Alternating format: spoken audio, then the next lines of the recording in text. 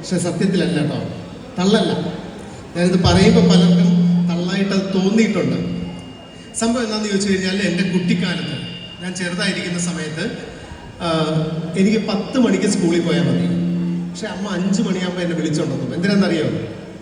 റോഡിൽ പോയി പാലും പത്രവും എടുത്തുകൊണ്ട് വരേണ്ട ഡ്യൂട്ടി എനിക്കാണ്. 5 മണിക്ക് വിളിച്ചുകൊണ്ടെത്തും. നല്ല മഴയുള്ള സമയത്ത് നിങ്ങൾക്കൊക്കെ ഊഹിക്കാൻ പറ്റും, ജനലിലൂടെയൊക്കെ നല്ല ചാറ്റൽ മഴയൊക്കെ ഇങ്ങനെ അടിച്ച് കയറി വരും.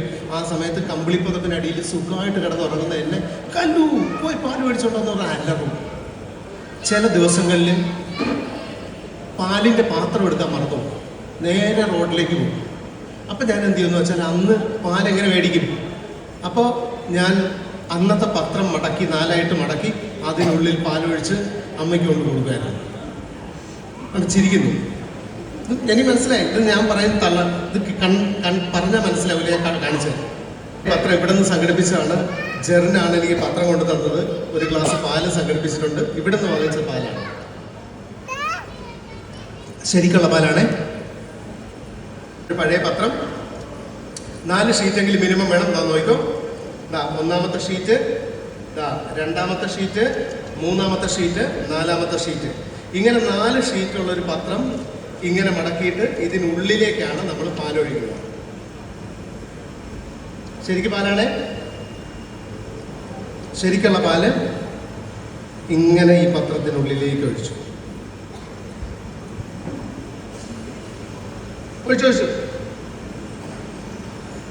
ഞാൻ പത്രത്തിനുള്ളിൽ ഒഴിച്ച് ഇങ്ങനെ വെക്കുമ്പോൾ പാല് കൊണ്ടുവരുന്ന ബാബുവേട്ടനെ മൂപ്പർക്ക് എപ്പോഴും സംശയമാണ്. മൂപ്പർ ചങ്ങായി ഇങ്ങനെ ചരിച്ച് പിടിക്കും എന്ന് വെച്ചാൽ ഇങ്ങനെ ചരിച്ച് പിടിച്ചേക്കുന്നതുകൊണ്ട് 4 ഷീറ്റുള്ളത് കൊണ്ട് തങ്ങി നിൽക്കും.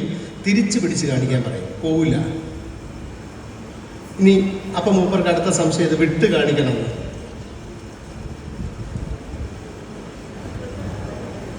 ഒറ്റ കുട്ടി കൈയടിച്ചില്ല കേട്ടോ. നിങ്ങൾ കൈയടിക്കാത്തതിന്റെ കാരണം മനസ്സിലായി. ഇത് പേപ്പർ തുറന്ന് കാണിക്കാത്തതുകൊണ്ടാണ് നിങ്ങൾ കൈയടിക്കാത്തതെന്ന് എനിക്ക് മനസ്സിലായി. തുറന്ന് കാണിച്ചത്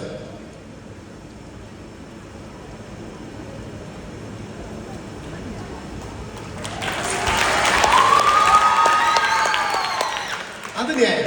ഇപ്പൊ നിങ്ങള് കുറച്ച് ആർപ്പുവിളി ഉണ്ടായിരുന്നു, പക്ഷെ ഈ ബാബുവേട്ടനാണെങ്കിൽ ആർപ്പുവിളിക്കില്ല. മൂപ്പര് അപ്പോഴും സംശയമാണ്. ഇപ്പൊ നിങ്ങൾ നല്ല സത്യസന്ധരായതുകൊണ്ടും എന്നോട് സ്നേഹമുള്ളതുകൊണ്ടുമാണ് ഈ ആർപ്പുവിളി വരുന്നത്. ആർപ്പുവിളിച്ചാരൊക്കെയാണ്?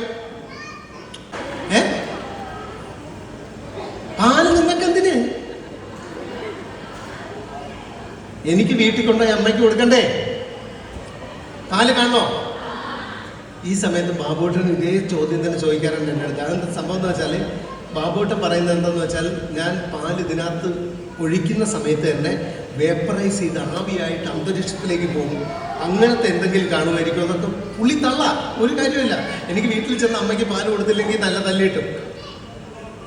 സിമ്പിളാണ്. സിം സിലാല സിം സിം സിം ബമ്പം ബസൂക്കി ബമ്പം ബസൂക്കി എന്ന് പറഞ്ഞു കഴിഞ്ഞാൽ